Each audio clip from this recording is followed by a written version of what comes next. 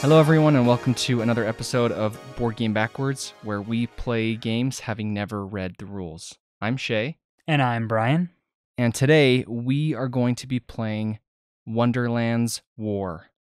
Designed by Tim Eisner, Ben Eisner, and Ian Moss, and published by Skybound. Cool. Wonderland's War is rated at an 8.2. So very popular among the board game community. It is ranked 226 overall, and it has a weight of 3. Okay. So it's smack dab in the middle. Yeah. So shouldn't be too difficult. Now, out of all the games we've reviewed, I'm most excited about this one. Really? Yes.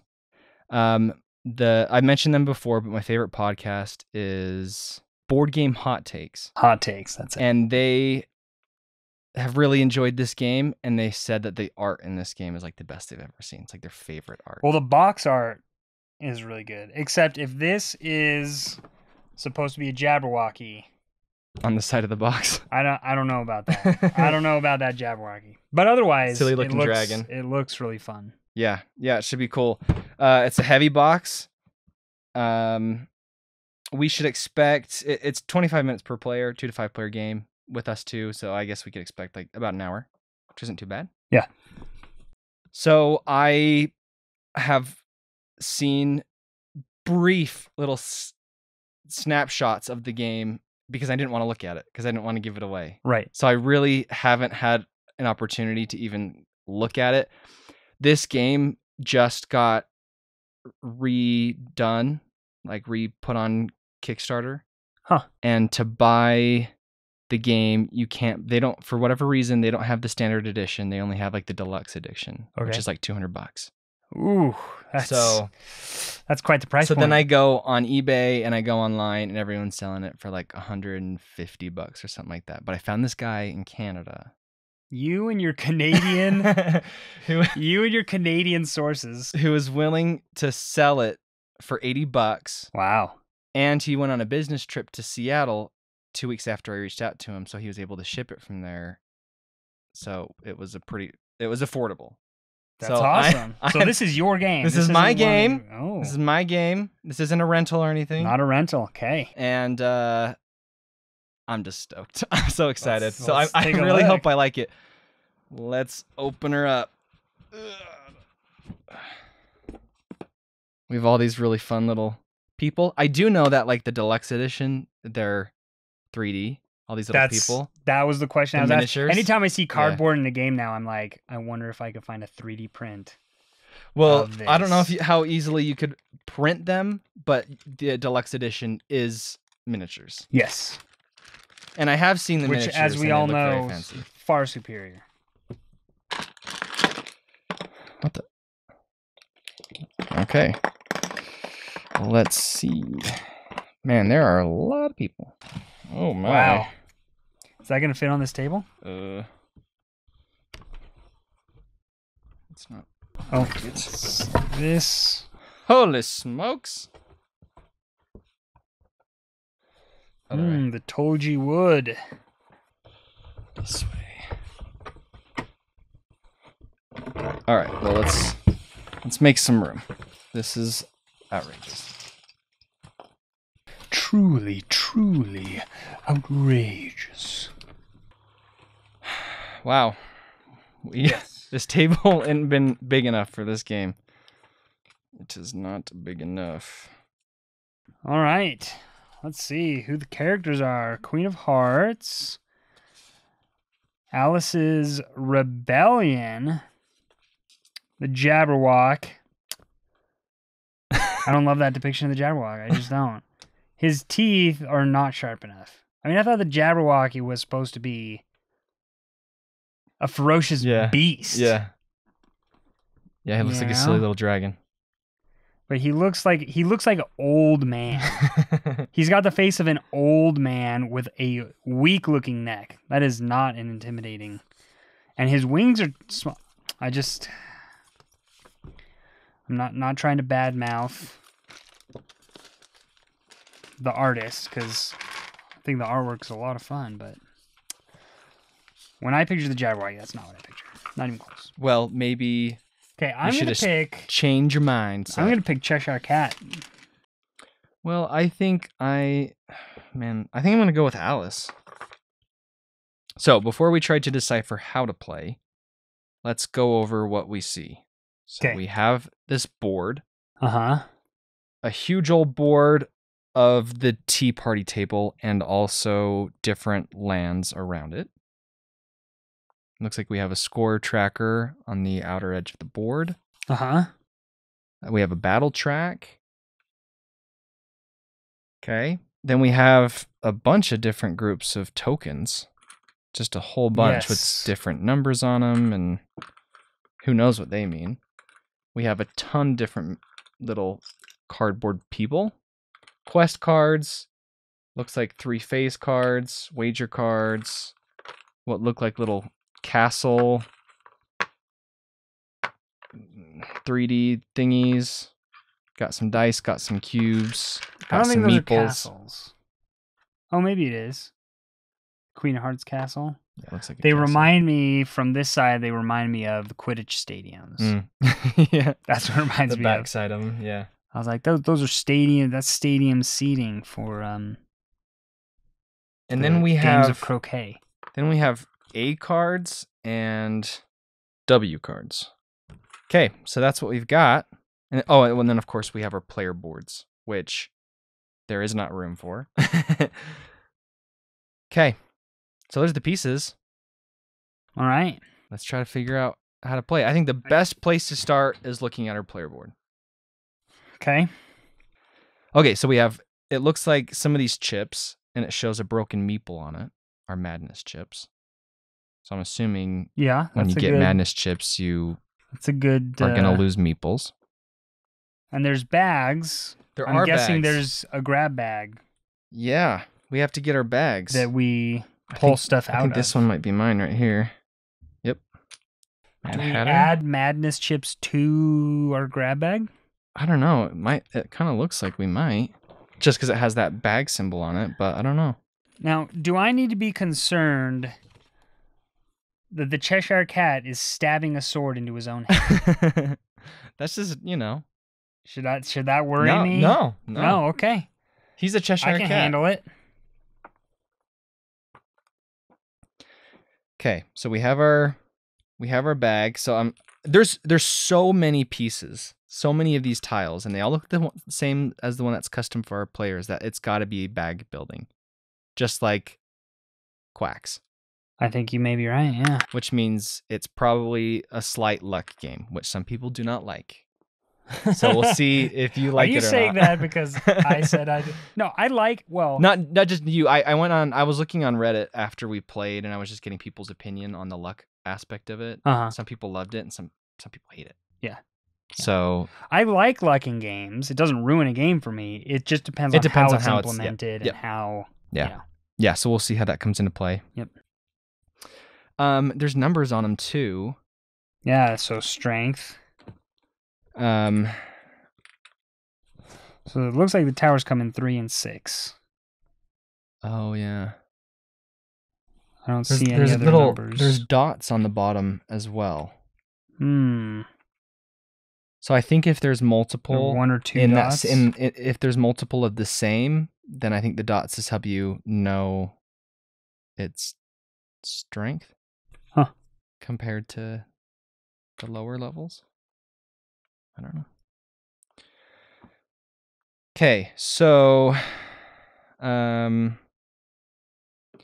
reading my board. Oh, okay, look at this. At the top it has active chips and it has slots for chips. So I guess played chips will go up there and they'll be active, and you can play an infinite amount, I suppose. And on the left, top left says, it's different for you, but mine says Curious Strength once per tea party. When you gain a Wonderlandian, which I'm assuming is a person. Okay. Card, increase your leader strength by 1. And leader strength is at the bottom left. Okay, so we got Wonderlandians, we've got our strength, we got our active chips. Is there a dice? There is, yep. Yep. Yep. It's got 3 1s, 2 2s, and 1 3. But the actual 1, 2, and 3 symbols, it's like a weird little lightning bolt sort of stone sort of thingy. And that's indicated on the It's a leader shard. strength too. So I'm wondering, because it has 1 to 6 on the leader strength. And then it has like an X on the shard looking thing. Not sure exactly what that means. Huh. And then at the bottom of our board, we have exhausted chips. So maybe as we're going through, I don't know. I don't know when we would put exhausted chips like back in our bag, if we ever do. I would assume we do, but. And on these like age cards at the top left, it shows, most of them show a meeple number. Not sure what that means. And then it has a chip indicated. And then sometimes, actually, I think all the time it has a symbol underneath. So I'm wondering if we purchased them. The cards? Yeah. I don't know if we do. But I don't know what that meeple symbol means. Looks like we each have our own wager deck. And the wager deck has a picture of each of the other players. Yeah. Huh. See, look, this picture has your dude with his head off, floating like a balloon. So I don't think you have to be worrying about him stabbing himself. If he can detach his head, then you're good. Taking off your head is one thing, but stabbing it is another thing.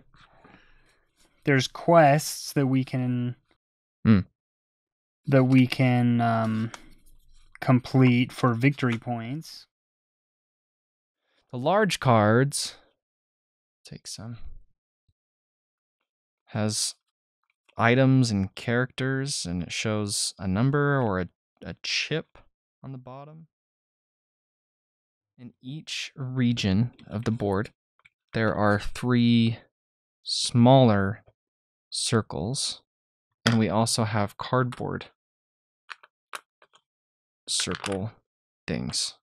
So if I had to guess, I think we probably just randomly placed one of these line of 3 circles on each region. Yeah. Oh, there's just so many tokens. I don't know what they do. Okay, I feel like the clues are going to be in these cards, though. Yeah, there's a lot. Each card has something specific. It sounds like there's a ton of battles. At the start of battle, choose another player. Gain 1 victory point for each time they lose a unit in the Duchess region. And then it has a number at the bottom. I'm not sure if that means victory points or what. And it sounds like we use strength in battle. So I think each player gets a shield token. Okay. So I'll give you your shield token. Thank you. Around the tea party, it has a space on the chairs for a 4 and a 5. So I'm wondering if like Wonderlandians go around the table, but you don't use all of them if it's a 2-player game.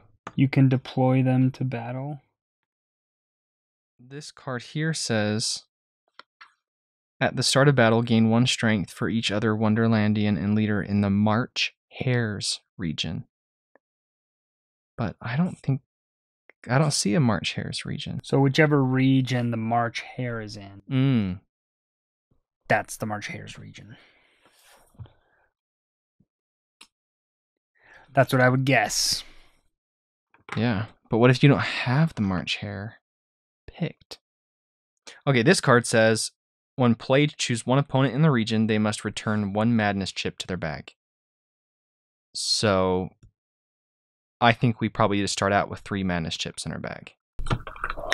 And we can mine count it already too. has 1. Yours may already have 1 too. 3. You might be right. 3, 3, 3. Because I already have this one. But that one's like a special one. I know. Do you have one in yours? Probably. I have a less special one. a regular and a 2. I have a 2. I don't have regular. Should I grab 2 regulars and throw them in? Well, I'm wondering if... Yeah, just do that. Boom. Do 2, 1, and 1, 2. We're adding the madness. Now, I'm not entirely sure, because on our board on the far left, there's that up arrow, and I'm not sure what that means. Yeah, there's a bunch of symbols. So there's the up arrow, and then there's also this, I don't even know what it is.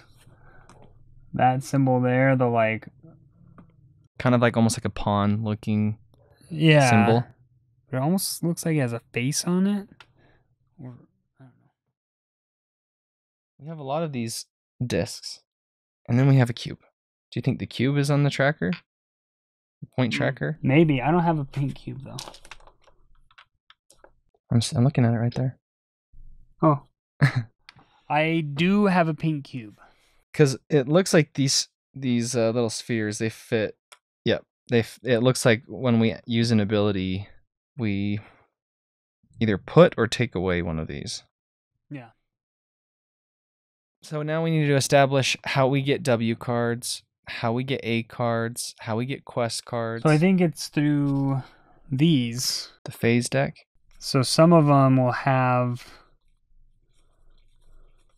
maybe it's just in the tier 2 cards. So like some of them will have A W symbol. a W symbol. Or a quest symbol. W symbol. W symbol. So I'm wondering if the way we get those is through these cards. Mm-hmm. The phase deck. And is that also how we add new chips to our board? Is like we play these cards and then we get a chip, that kind of chip. And then what is these crossed out shards? I don't know. I remember reading a card that mentioned shards. Yeah. Are shards good or bad? I'm kind of thinking good. Well, because I keep seeing things that make me but think then that they're bad. My player board, like I can pay a sword chip to, I don't know, get rid of a shard. As can you. Mm-hmm.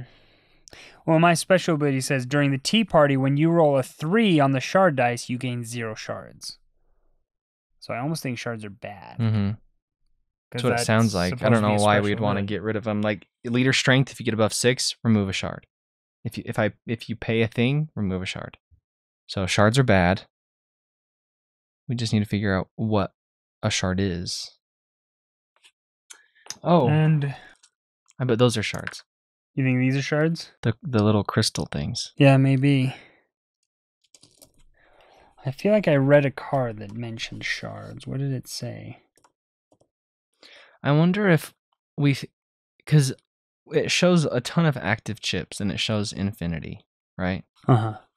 But then it shows 3 Manus chip spots and then a bag reverse symbol. So I'm wondering if our turn ends once we've drawn 3 Manus chips. Say that again. I thought we already put 3 Madness chips in. I'm saying I wonder if as we're pulling chips out of our bag, you have to stop pulling chips once you've reached 3 Madness chips, and that's the end of that tea party phase or whatever. That's a good thought. Yeah. Because we got to stop sometime. Something's got to stop you from going. Shards are bad. So this Madness chips are bad. This ability on my board says, at the end of battle, if you did not bust, return an active chip with strength 1 or 2 to your bag. See, and I was wondering if there was a bust thing, because Quacks has a bust. Yeah. Yep. So maybe you're right. Maybe 3 Madness is... 3 Madness is a bust? Is a bust. And then I also have something that says, when Alice is placed into a region from the tea party, gain a Wonderlandian standee. So it doesn't seem like we kind of go around the board. It seems like we go back from tea party to our region. Is there a region for each? 1, 2, 3, 4, 5. So my region is probably... Well, I think we can go anywhere. I'm just saying, I think you just go from tea party to region, tea party to region, tea party. Like, I don't know if you can go to multiple regions in one round, maybe. Yeah. There are a lot of components. Yeah, I'm not sure how the meeples work at all. Yeah, I'm not sure either. Well, I think meeples are... What card did I read? I think they're supporters. Right here. So this references supporters. When played, you may move one of your supporters from one region to any other region. But that might just mean the Wonderlandians. But don't Wonderlandians have used the name Wonderlandian in the cards? I don't know. Yeah, maybe you can have supporters and Wonderlandians support you as well. But maybe they're supporters. At the start of battle, move up to 2 of your supporters from another region to the Griffin's region. So the Griffin's mentioned by name. And a lot of these, the actual characters are mentioned by name, but supporter is just a general term. I feel like the meeples. And that's the other supporters. thing is, should we have all of these Wonderlandians already placed in certain regions? Because so many cards mention places with Wonderlandians, but how would they get to certain places unless we take them? And is that it? Maybe it's just once we take them somewhere. Like that? I think this star symbol with the number in the middle, that's victory points. That's what I was thinking. That's victory points. So, when you exhaust a chip, when you use it... Okay, so I think initially when you draw a chip, it goes up here in your active chips. And then on your turn, you can decide how to spend the active chips to activate these different abilities below. Does that make sense? So I'm wondering if that's how it goes. The active chips are there, but then you choose how to spend the active chips in filling up your board down here. Right. Oh, I figured out the numbers. What? Those are phases.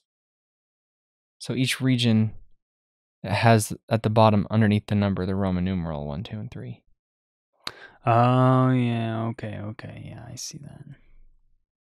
So I'm assuming when you go to a region and you battle it out, if you win, maybe like you get those victory points or something.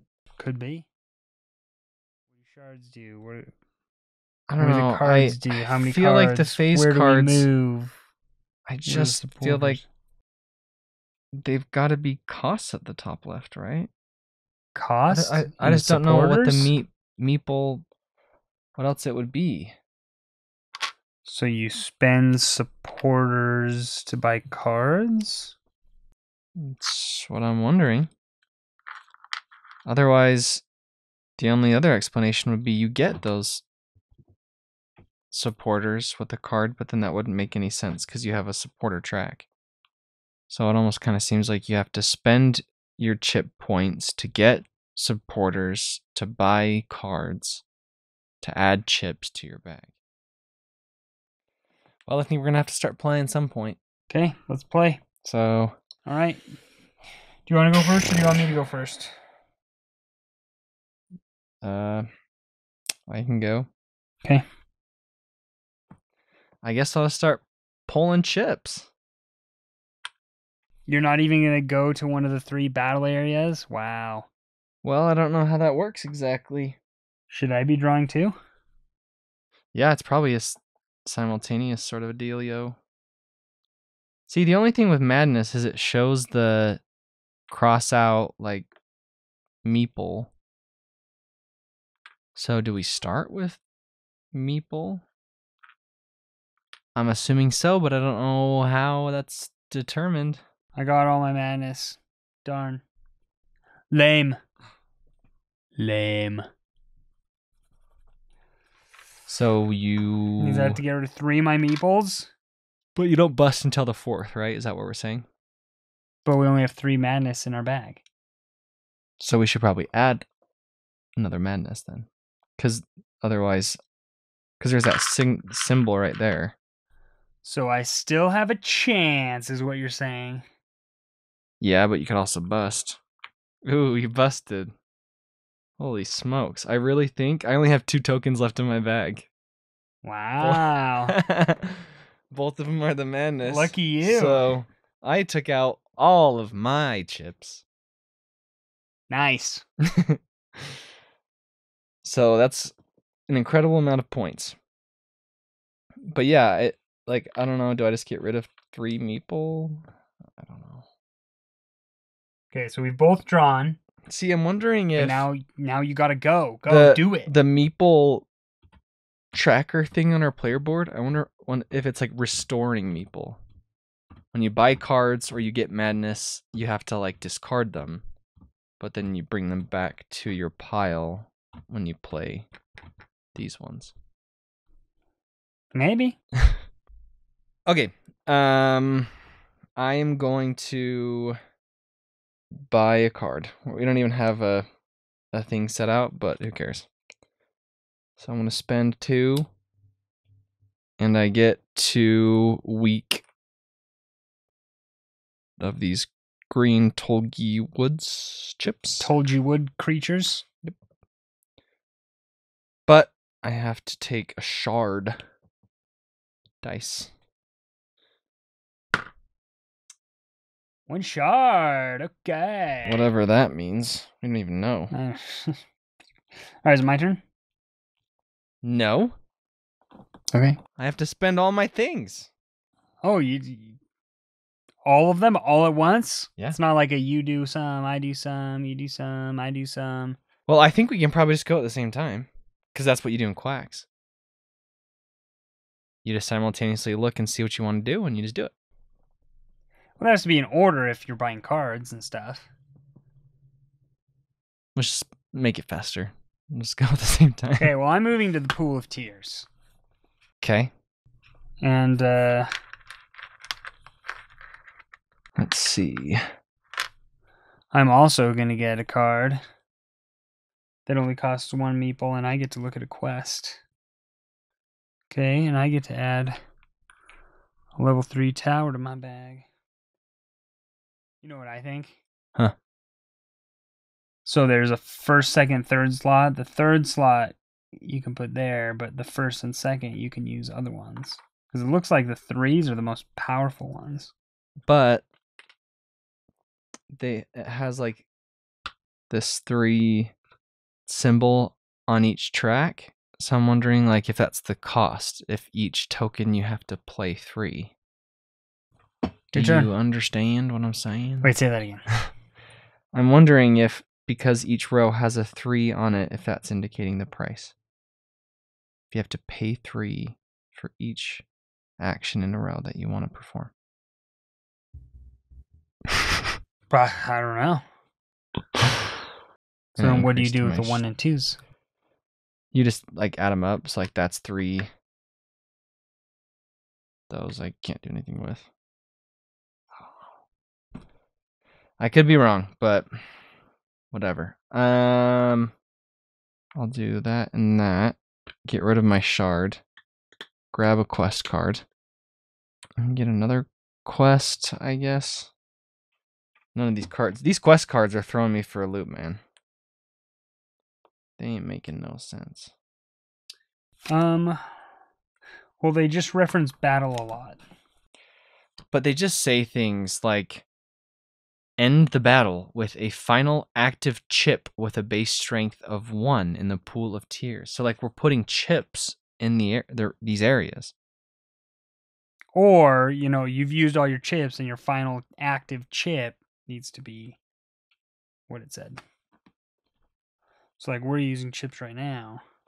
But the chips that we're buying in the middle, those all have strength.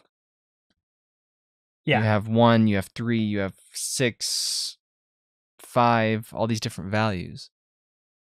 So I'm thinking that if you draw that from your bag, you put it in a region and that adds strength that you use when you attack. It's possible. I think it's likely. Okay, well, speeding this along, I'm just not even going to buy anything more because I don't even know what the crap I'm doing anyway. So, I just gained 4 victory points. I am assuming... Well, fine, I'll do that too. Because I had more left over, so boom. You already said you weren't going to do anything else. I didn't bust, unlike you, so I probably get like 2,000 victory points. How are we going to play this game? You're not going to take it seriously. You're so right. We take everything so serious. Yeah, I don't know exactly where I would go. Since how the battle I'm phase works. in the pool of tears and you never placed your person, I have 2 supporters. I win. No, battle. I think battle phase goes later. You didn't even show up to battle, so you forfeit, and I gain. Okay, well, you know what? I went to Wit's End. 4. And I gained 6. No, you can't just retroactively play the. I sure can. Oh, okay. We're just making up rules here. Okay. So are these victory points? Or here's what I'm wondering though: if I'm in there, and we're battling each other, then how does the battle track work? Is that to help us like almost identify our strength, so that we know whoever's furthest down the battle track they won? So it's your leader strength plus your supporters plus any Wonderlandians or any other like chips that you've played, yeah. And then you battle it out. And according to my calculations, I win. Okay. Okay. There's 1, 2, 3, 4, 5, I'm 6, 7, 8, playing things 9 at the meeples. time they're supposed to be playing. You're just 10. retroactively just 10 going. meeples. You didn't get 10 meeples. I actually got 3 meeples, and I placed 2 of them here and one of them you're in the meadow of living flowers. See, but what I was saying is, I wonder if you didn't get 10. You only got like 1. I got 0. Okay, we'll take them all back, and I win the battle. But I'm wondering. I don't know. See, because I don't know if we use, like I said, I don't know if we use meeples to buy cards. Because if we use meeples to buy cards, then I feel like you start with all your meeples and you spend them, and to get them back, you use the meeple tracker. That's what I'm thinking. So I think we start. That's a good with theory. all the meeples, but I spent.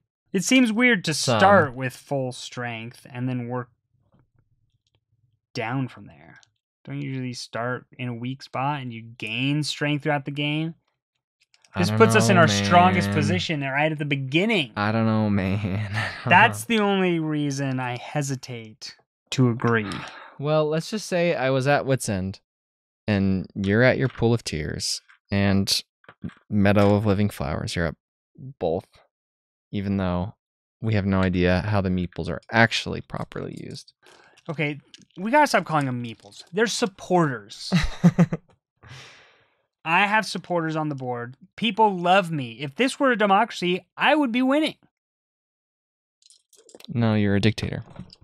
Well, that's true. Obviously, I would be a dictator. You think I'm gonna let other people have a say? Forget about it.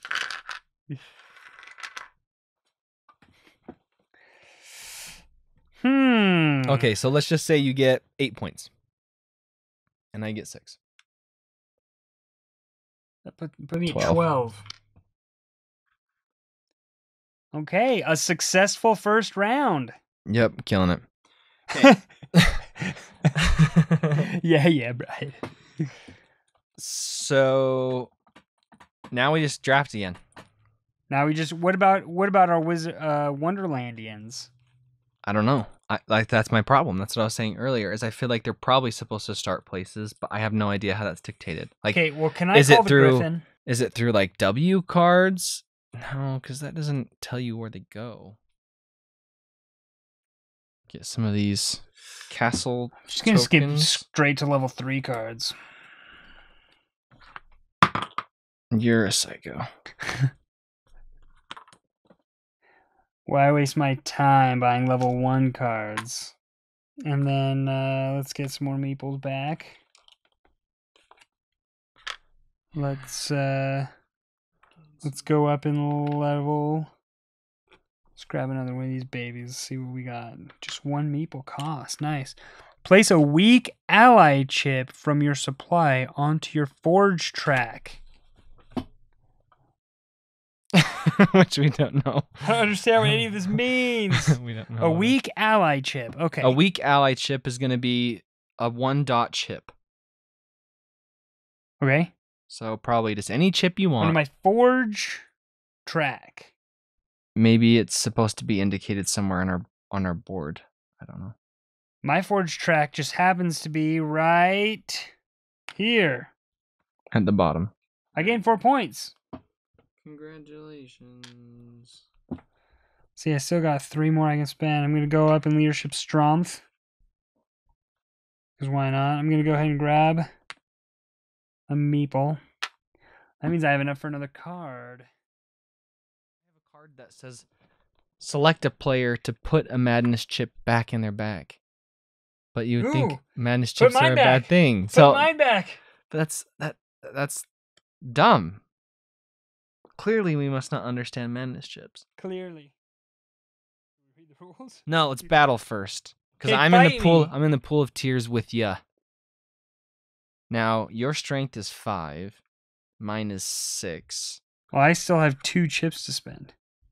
Okay, so now you're at 6. I'm at 6. So then you're at 8 because you have 2 supporters. I have 1, so I'm at 7. Let's see. At the start of battle, gain 1 strength for each other Wonderlandian and leader in the March Hares region. So we don't have the March Hare. Yeah, I don't know how you're supposed to get Wonderlandians. I have another smile chip, and I can roll the shard dice and gain strength equal to the shards. 2 extra strength. Well, I'm going to play my... Puts me at a total power level of 12! I'm going to play my hidden ultimate. You can't even read it. Only I can read it. Okay. And it's free, and I can just win no matter what. What? That's too strong! This game's busted! It's like the you win card. Yes. Also, a bunch of people online, they were like, hey, look, it's your buddy's fault. It's only strong if you let it be. No, I told you it was a great strategy. I told you it was a great strategy. No, but some people do I have a admitted problem that. with the you win. Some people had some interesting house rules that I forgot what they were, but anyway. I don't even understand where the castles come into play. There is so much about this that I don't understand. Okay. Yeah, let's just call it you won the battle. Congratulations. You get the points, I guess. Yay, points. So, let's we can't even really reset much because we don't even know what the crap we're doing. 0 things are everything we know. Which I feel like is appropriate for this game. I feel like that's acceptable. Very appropriate. Because everyone's just mad. Wow, that was exciting. Oh, I forgot to wager. I bet you I win. Yeah, I don't even know how wager works. I don't know. So before we read the rules, I would say the only thing I kind of know for certainty is that it's a bag builder. And we have like a drafting phase, a battle phase, and that's all I know. I know even less than that. Yeah, I don't have much confidence in anything else how to play. Okay, well. It was funny. Someone on Reddit, they were like, I listened to your podcast, and it just was unbearable. I could barely listen to it. And it was just guys mumbling the whole time, not knowing what the crap they're doing. And it's just like, yeah. Yeah. You nailed the podcast. That's what it is.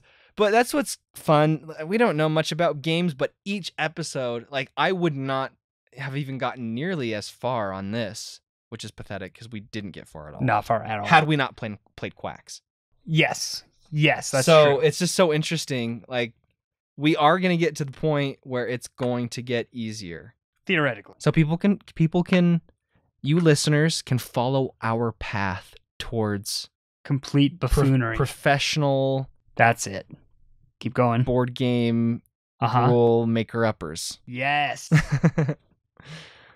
Love it. Okay, yeah, let's take a look at this very large, not too thick, but a very large rulebook. Yes. From the round 1 deck, deal cards face up to all of the Tea Party spaces based on player count. 11 in a 2 to 3 player game. Gotcha. Draw 2 quest cards, choose one to keep, and place it face down next to your faction board. Shuffle the other back into the quest deck. So, take 2, keep 1, which I was very curious about because that's very Wingspan-y. And I did kind of wonder how quests give you points at the end if it was kind of like Wingspan, if you started with some and kept some. During the Tea Party phase, the characters rush around the Tea Party, making preparations for battle. You will place supporters into the regions of Wonderland to gain a foothold. Gather the support of other Wonderlandians, recruit allies in the form of allied chips to your cause, and finally, magical forges that you can use to unlock your faction's unique abilities. In the war phase, the characters go to battle wherever they have placed their units and use the allies they have gathered during the Tea Party. During battle, you will draw ally chips from your battle bag and add their strength to the fight. The player with the highest strength will win the fight, earning victory awards and building a castle in that region. So, on a Tea Party turn, if you have fewer than 4 cards from the current Tea Party, move your leader clockwise any number of spaces to an unoccupied plate with a card. Take its reward and place any supporters gained into a single region. The Wonderlandian cards, you choose one of the face-up Wonderlandian cards. And there are 2 types. There's figures, and then there's chips. Then you have castles, which is that little tower-looking thing. Place a castle into a region where you do not already have one. Castles give you 2 strength. Wait, what's the castle symbol? It's that. Gotcha. Yep. Castles give you 2 strength at the start of battle if you have units in that region. Castles score victory points at the end of the game. In the battle, you'll draw chips to advance your strength tracker on the battle track. When you draw a Manus chip, you may block its effect by flipping an Unbroken Shield token. If a Manus chip is blocked by a shield, return it to the bag and flip the shield to its face down side, which is just like the potion in Quacks. All right, everyone, we have read the rules. Surprisingly, it was pretty easy to follow. Some things I wanted to mention. I had slightly wondered if cards maybe went in the chairs around the table, but the chairs weren't perfectly the sides of the cards, so that's kind of, I tossed that out, but clearly we were wrong. We didn't understand the Tea Party phase at all. Like, that's a huge... We didn't understand either phase. No, we did not. But really simple to grasp. It's easy enough concept on how to build our bags, and then we had to. Yeah, I had no idea how we ever. It's almost like we kind of had war, but not really, because we really just placed our person in a random spot, which is actually what you do. Yeah. At the end of the Tea Party phase, you just go wherever you want. Yeah.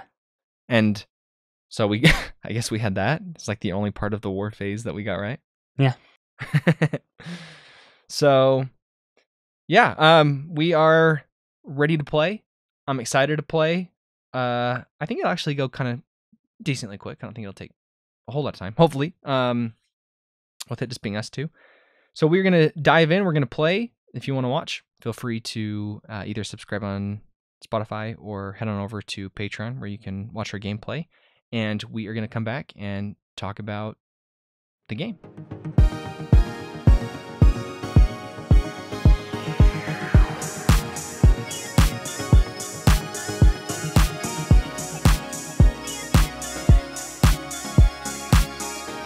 All right, everyone, we are back. And just take a wild guess who won. Who almost always wins.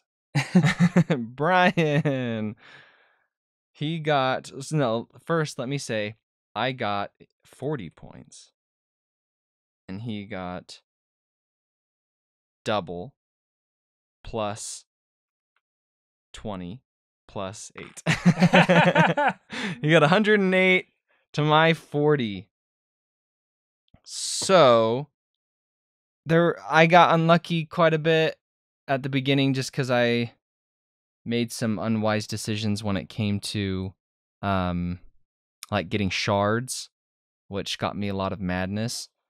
And then also the game would have been different had we actually seen that there was a whole 2-player rule adjustment when it comes to castles only being placed second round.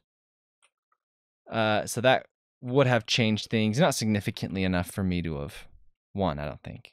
But that would have been different. But for the most part, I enjoyed it. I think like if you go to BGG, the community says the best is 4 players. Mm-hmm.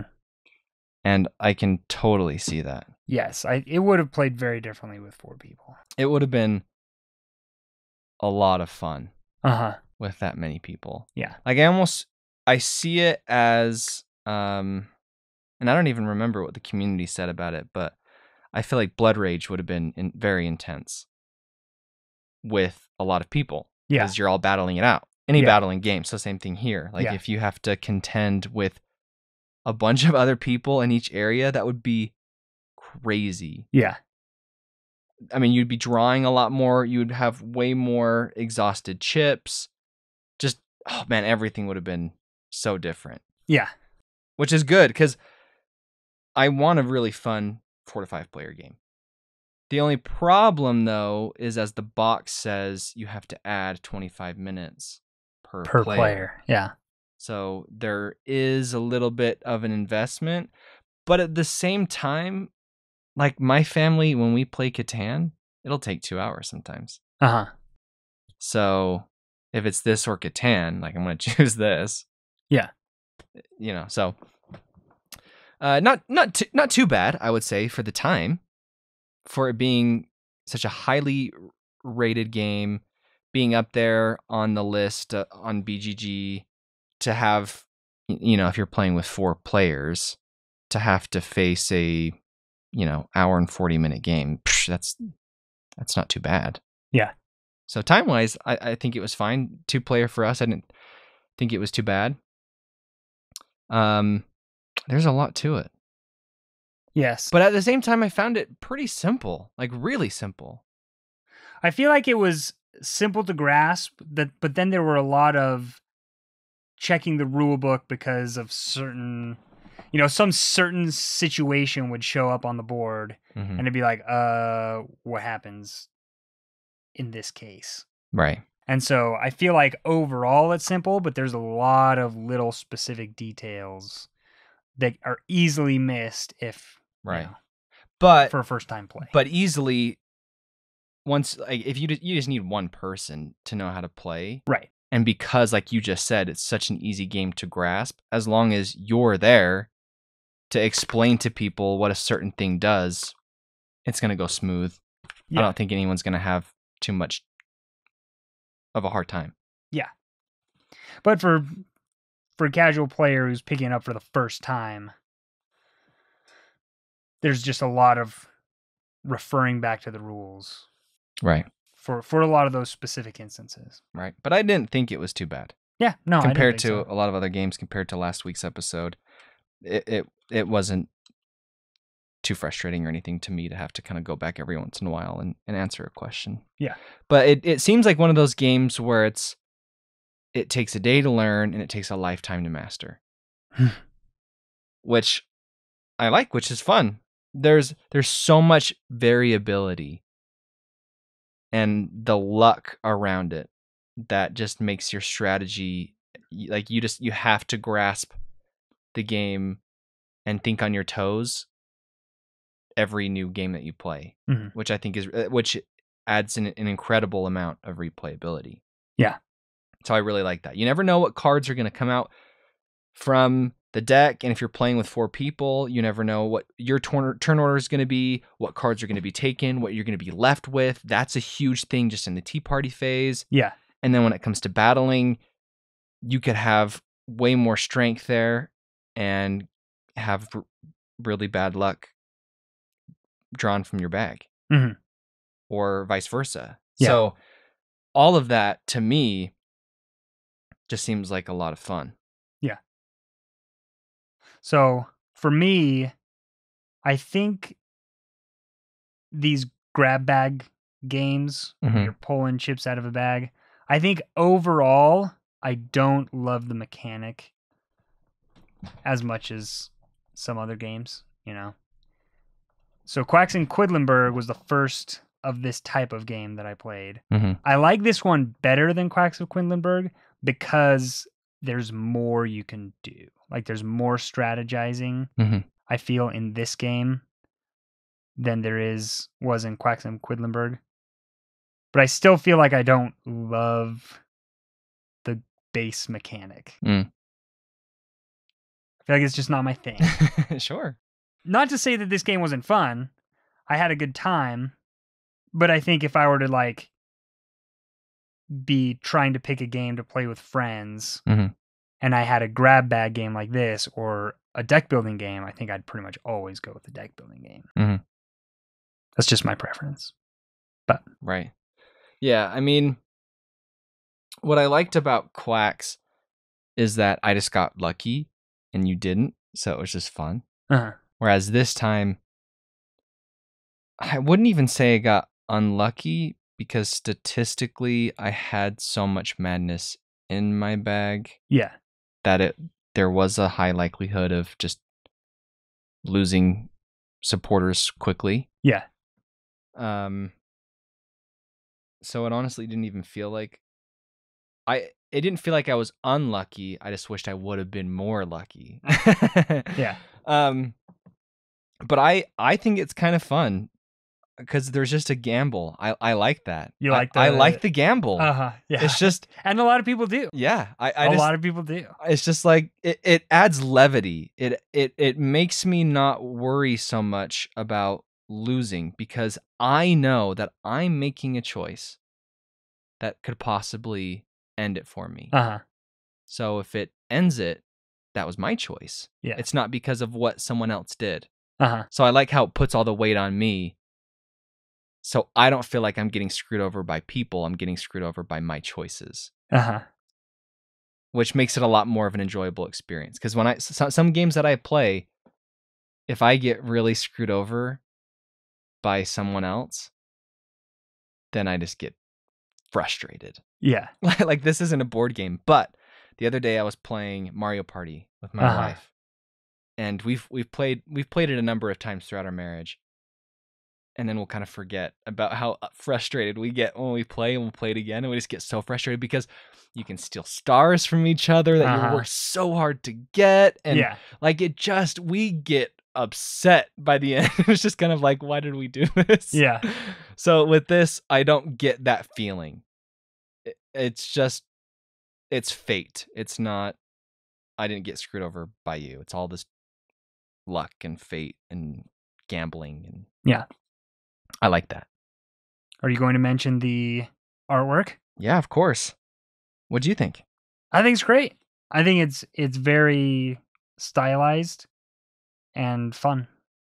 It's very colorful. It's interesting to look at.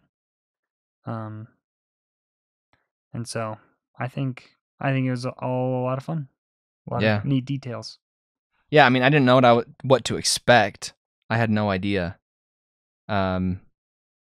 But the colors were super fun. I like the tea party. I like the center a lot. I like the black with the pink. I like that choice that they made, how it's kind of more themed off of the Cheshire Cat. Covers him. A lot of the board colors match your player board, match the Cheshire Cat's color scheme. Yeah. I think it's cool to see the pink and the black. I like all the colors a lot. I'm not a big fan though of like maybe some of the regions, like the Meadow of Living Flowers is kind of boring to me. Kind of lame. Just like the areas surrounding it are like, I don't know. Yeah. Which is fine though. Like the style of artwork is fun. The illustrations for the characters and all the different cards, those are fun. So yeah, artwork is on point. I don't know. Yeah, I would say it's definitely the most stylized, thematic game that I've played. I've played games that had maybe more intricate artwork, more detailed artwork, but this is the most themed game that I've ever played that implements a theme so well. A lot of people really love that. They want to see a theme implemented well. Yes. Not just something, not just a skin thrown on the game, but the fact that you're going around the tea party and grabbing cards and going to these different lands and battling. There's a story to it.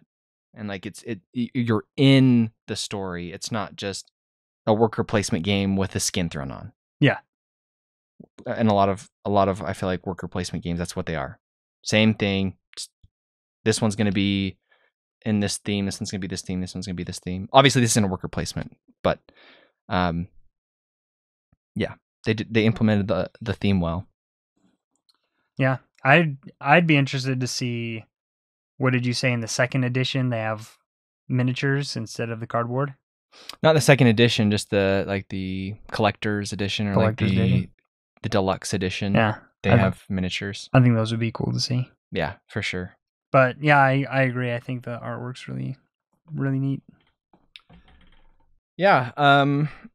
You know, I don't even really want to say much more about it, just because I don't think I have, unlike some of the other games that we've played, even where maybe it is a little bit better at 4 players, you can still play it decently at 2. Mm-hmm. I feel like this one, I really need to play it at 4 to get the full experience. Yeah, I could agree with that. It just seems like there's a decent amount of the fun lacking in a 2-player game.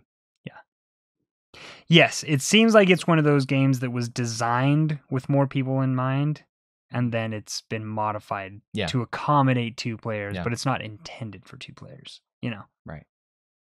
But I mean, the community doesn't necessarily think it's bad at 2-player. Right.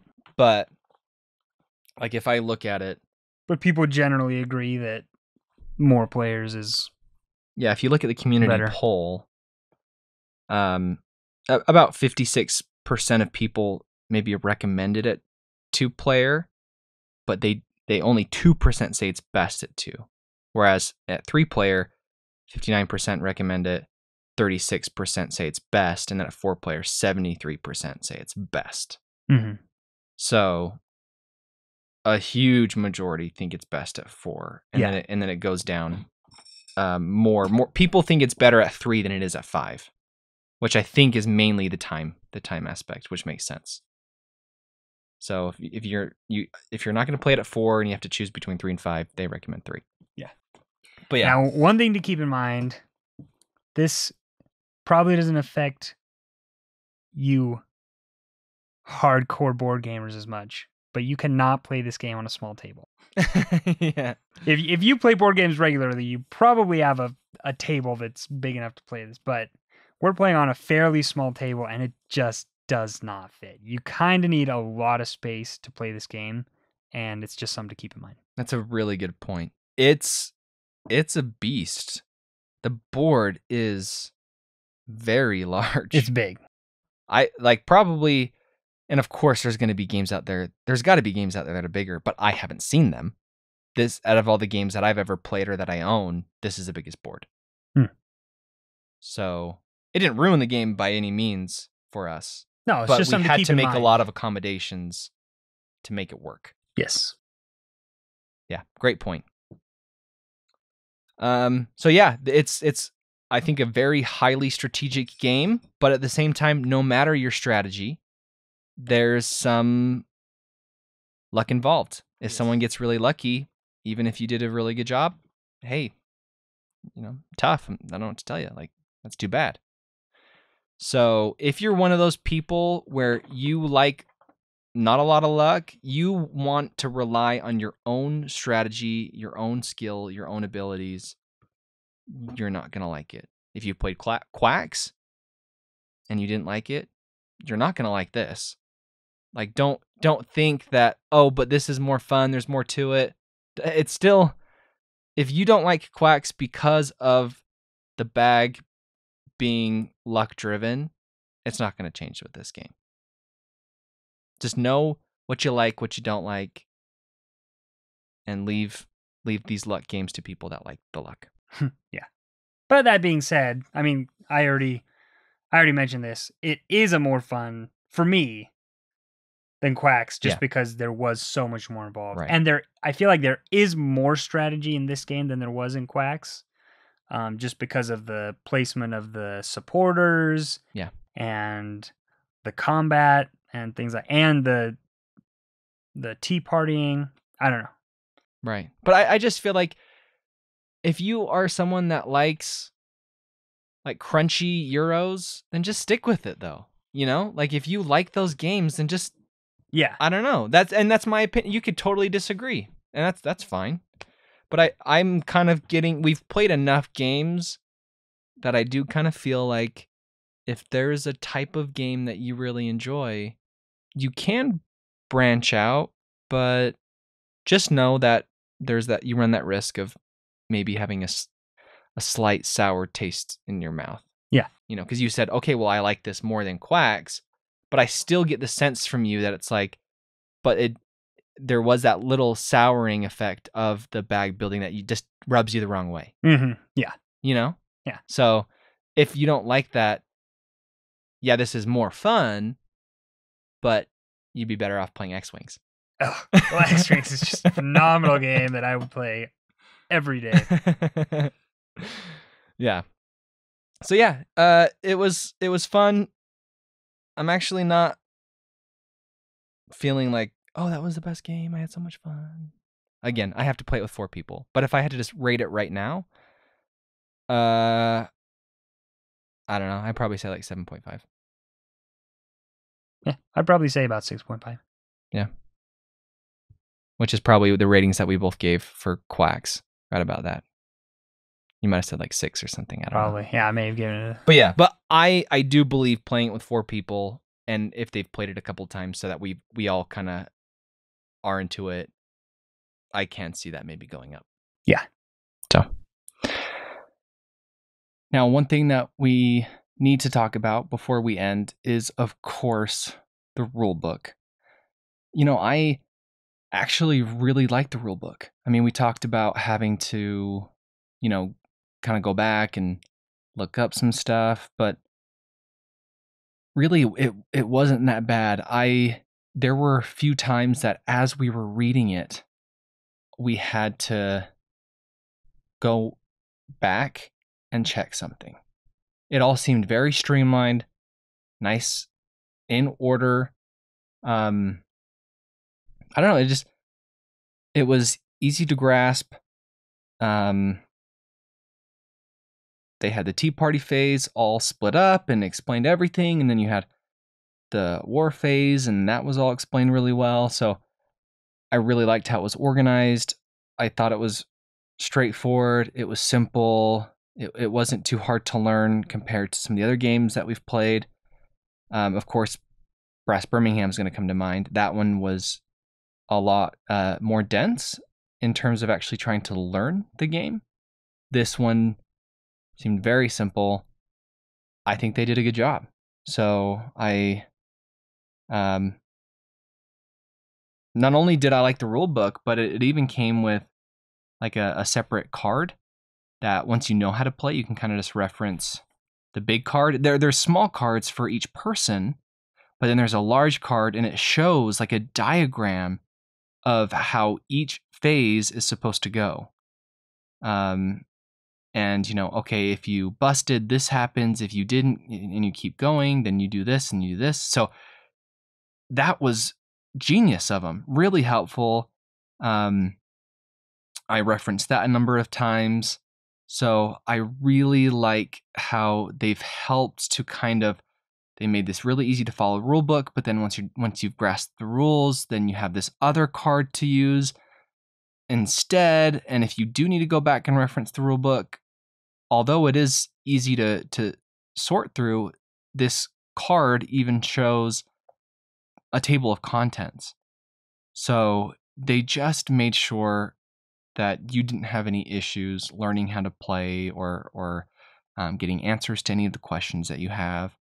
And then, like I said before, then you also have your personal reference card that'll help you, again, just kind of remember what you can do. And so it seems pretty family friendly, in my opinion.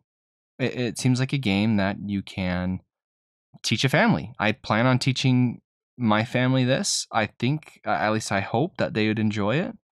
As long as you know how to play and you're teaching them, I don't think they would have too bad of a negative experience, especially after their first game.